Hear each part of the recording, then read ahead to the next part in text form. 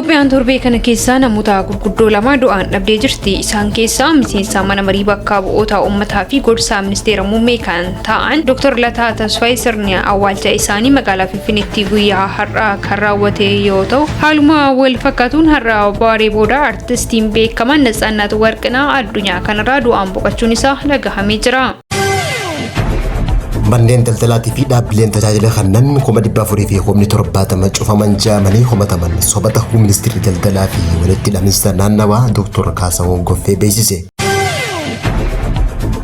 Itoophiyaa fi biyyi Hindii waliigaltee viizaa bilisaa dippiloomaatota jalqabsiisanii. Naannoo Amaaraa godina Shawaa Kaabaatti kantiibaan bulchiinsa magaalaa Dabra Siinaa kan ta'e obbo Bara Masgen Maamuyyeedha hidhattoota faannootiin ajjeefamu bulchiinsi magaalaa Dabra Siinaa beeksise. Biyyi Keeniyaa buufata xiyyaara idil addunyaa Jomo Kenyaata Itoophiyaa waliin kan wal dorgomuudhaan karoora babal'inaa guddaa ifoomsuu ishee beeksistee jirti. Hordoftoota egeree miidiyaa nageenya keenya bakka jirtan maratti sana dhaqqabu guyyaan irraa amajjii 16 barree 2026 kanneen amma dhageessan hanga footootuutiin raatii amma bal'ina oduu isinitti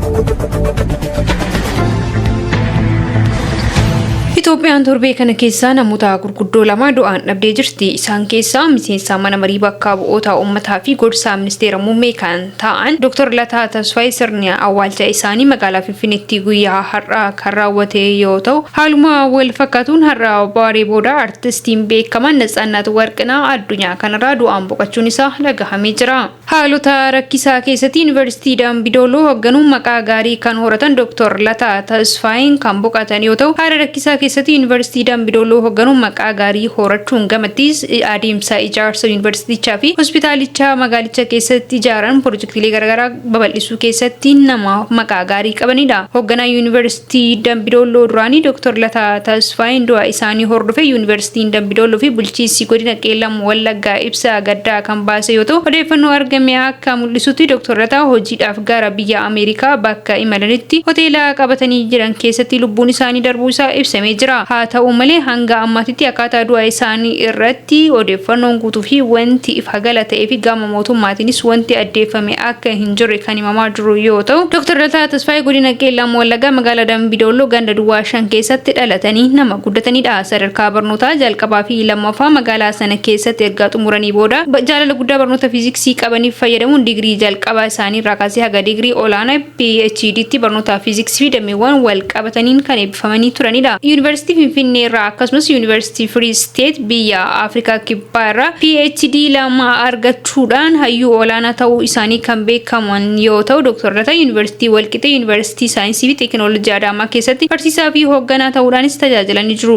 Kanaan gamattis bara 2011 dorgommiiwwan mo'achuun pireezidaantii Yuunivarsiitii Dambidooloo ta'uun kan muudaman yoo ta'u, yeroo isaanii pireezidaantii yuunivarsiitichaa turanitti magaalaa Dambidooloo fi naannawaa sun rakkoowwan nageenyaa daran hammaachaa ture wal qabate keessumaayyuu rakkoowwan barattoota Yuunivarsiitii Dambidoolootii barattoota shamarranii butamanii turaniifis ragaaleewwan garaagaraa miidiyaalee irratti yeroo dhiyeessaa turan kan yaadatamudha. Ergasii booda pireezidaantummaa Yuunivarsiitii Dambidooloo irraa ka'anii booda Dr. Lataan mana marii bakka bu'oota uummataatti filatamanii kan turan yoo ta'u, bakka bu'aa uummataa aanaa Sayyoo fi magaalaa Dambidooloo ta'uudhaan paarlaamaa keessa seenanii tajaajilaa turanii jiru. Kana malees miseensa paarlaamaa gorsaa mootummaa olaanaa ta'uun waggoota darban keessatti tajaajilaa kan turan ta'uusaa fi dhiyeenyaan namoota ministeera muummee Itoophiyaa Dr. Abiy Ahmad waliin hariiroo cimaa qaban jechuudhaanis ni kaafamu. Du'a tasaa hayyuu kanaa mudatee wal qabatee bakka bu'oonni biyyaatii fi aangawoonni olaanaan hedduun gadda itti dhagahame ibsachaa kan turan yoo ta'u, reeffi isaanii guyyaa har'aa gara biyyaatti deebi'ee sirni awwaalchaa miseensa mana marii bakka bu'oota uummataa kan ta'anii Dr. Lataa Tasfaayee guyyaa har'aa raawwatee jira. Sirna awwaalchaa miseensa mana marii bakka bu'oota uummataa fi pireezidaantii Yuunivarsiitii Dambidooloo duraanii kan turan Dr. Lataa Tasfaayee kan raawwate yoo ta'u, Dr. Lataan filannoo waliigalaa marsaa 6ffaa irratti uummata magaalaa Dambidooloo aanaa Sayyoo bakka bu'uudhaan hanga lubbuun darbanitti uummataa fi biyya isaanii amanamummaan tajaajila nama turedha. Mana marii bakka bu'oota uummataatti ibsa gaddaa itti dhagahame kan ibse yoo ta'u, Dr. Lataan gaa'ela hundeessuun abbaan daa'imman lama turuu isaanii ibsamee jira. Sirna awwaalcha isaanii har'a magaalaa Finfinnee bakka awwaalcha wangeelaatti raawwatamu Daayirekteerootiin Kooppareetii Kominikeeshinii Yuunivarsiitii Dambidooloo himaniiti jirani. Odumaa wal qabatu isaa biraatiin artistiin beekamaan Natsaannat Warqinaa addunyaa irraa har'a waaree booda buun isaa darbuu kan kan dhagame yoo ta'u hojii isaanii industirii fiilmii fi miidiyaalee biyya kanaa keessatti jaalatamummaa guddaa kan horatan artist Natsaannat Warqinaa sababa dhibee yeroo dheeraa irraa tureen akka tasaatitti lubbuun isaanii addunyaa kanarraa darbuun isaa har'a dhagamee jira. Artist Natsaannat Warqinaa waggoota hedduu televezyiinii EBS irratti sagantaa maatii yookaan የቤተሰብ ጨዋታ geggeessaati yookaan qopheessaa taphachiisaa nama ture yoo ta'u kan biroo immoo qopheessummaa fi dhiyeessummaadhaan kan beekaman yoo ta'u isaanis gaa'ela qabaachuu isaanii kan himamu yoo ta'u abbaa ijoollee 3 ta'uu isaanii kan himame yoo ta'u dhukkubsatanii guyyaa har'a akkuma hospitaala seenanitti hatantamaan lubbuun isaanii darbuu isaa dhagahameeti jira.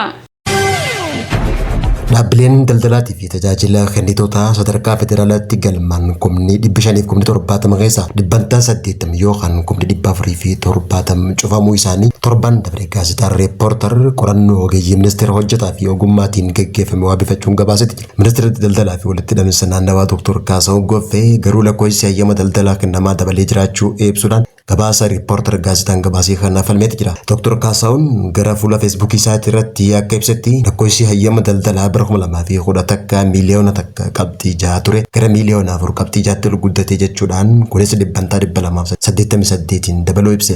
Yeroo ammaan tana akka biyyaatti dhaabbileen daldalaa sochiirra jiran miliyoona 4,670 fi 135 hayyama daldalaa kennaniin seeraan hojjechaa jiraachuu ibsuudhaan bara baajataa kana ji'oota 6 dabran qofa keessatti daldaltoonni haaroonni 370 takkaa fi 818 hayyama daldalaa haarawaa argatanii jiraachuu ibse.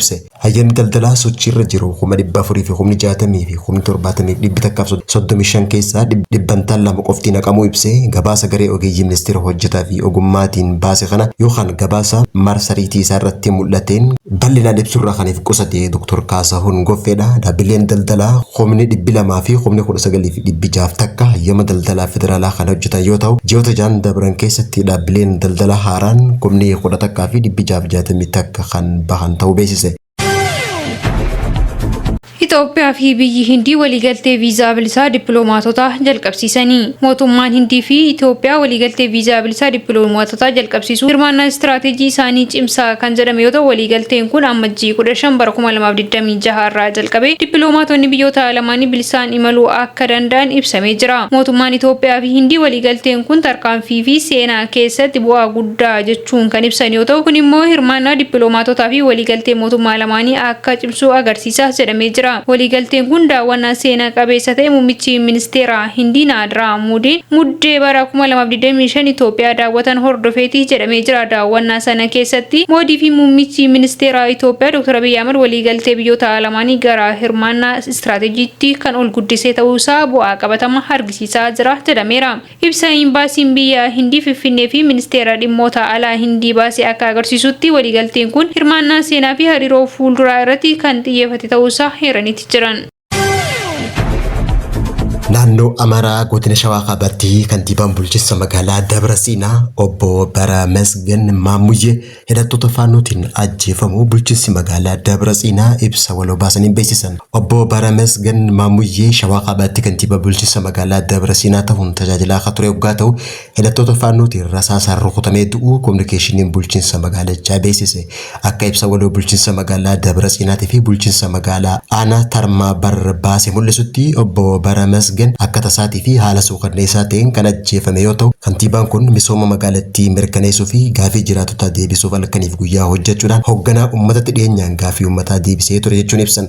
Bulchiinsi kun taatee kana kasaaraa biyyaalessaa guddaa akka ta'e ibsuudhaan haleellaan nama uummata tajaajilu irratti raawwatame kamuu kan balaaleffatan ta'uu ibsan. Hojiin gaariin obbo Baramasgen uummata isaatiif qabu onnee jiraatota keessa akka jiraatu kan ibse bulchiinsi kun maatii obbo Baramasgen jaalleewwan hojii isaaniitii fi uummata Dabra Siinaa cufaaf jajjabinni jechuudhaan gadda itti dhagaamee ibsee jira. Waggoota 3 dabran kana keessatti hidhattoonni faannoo kanneen naannoo Amaaraa keessatti soso'an hooggantoota olaanoo aanaalee fi godinaalee hedduu kan galaafatan waggaa ta'u waggaa 3 irratti itti gaafatamaa paartii badhaadhinaa naannoo Amaaraa dabalatee kantiibaa bulchiinsa magaalaa Shawaa Roobitii fi baatii muraasa dura ammoo hoogganaa nageenyaa magaalaa Shawaa Roobit kan ta'ee fi hooggantoota biroo 2 ajjeesuu reef isaanii magaalaa keessaa mul'achuun ni yaadatama. Gama biraatiin ammoo hooggantoonni faannoo faannoo olaanoon karaa nagaatiin galuu kan itti fufan hoggaa ta'u kaapteen Masarashaa Saaxee qondaala faannoo guddaa dabalatee ajajaan faannoo naannoo Walloo Koloneel Fantaahun Mohabbaa galuu hordofee guyyaa irraatillee ajajaan faannoo gargaaraan piroofeesaraa kan turee fi eegasii fincilee faannoo hoogganaa kan jiru Iyyaasuu Abaataa harka kennachuudhaan guyyaa irraa magaalaa Finfinneetti kaapteen Masarashaa Saaxeetiin simatamu mul'ate.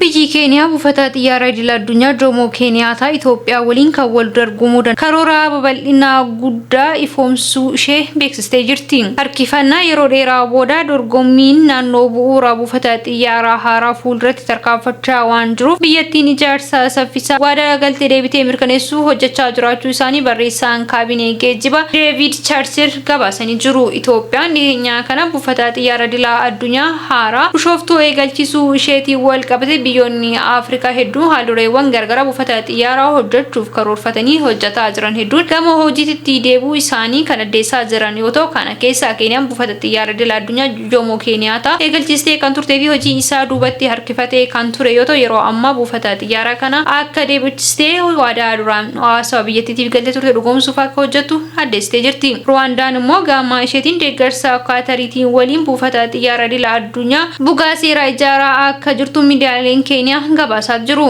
Kutaa karoorichaa inni guddaan terminaala imaltoota haaraa boca Exxon jedhamuun kan qabu yoo ta'u fi imaltoota hanga miiliyoona 15 kan qabatu ta'uu isaa kan eegamaa jiru yoo ta'u akkasumas ijaarsi magaalaa buufata xiyyaara daandii balallii hoteelota paarkiiwwan loojistiikii fi kutaalee daldalaa hedduu akka of keessatti hammachuu danda'u ibsamee jira. Kanuma wal qabatee akka baha Afrikaatiif biyyoota Afrikaa saaraa gadii keessatti wal dorgommii buufata xiyyaara idil addunyaa ijaaru erga Itoophiyaan buufata xiyyaara idil addunyaa bishooftuu eegalchistee as dadammaqinaan waan raawwatamaa jiru fakkaata. Kanumaan wal qabatee Keeniyaan buufata xiyyaaraa ishee Jomo Kenyaata eegalchistee turte akka saffisiistuu kan addeessite yoo ta'u Ruwaandaanis haalumaan wal fakkaatuun akka hojjettu beeksistee jirti.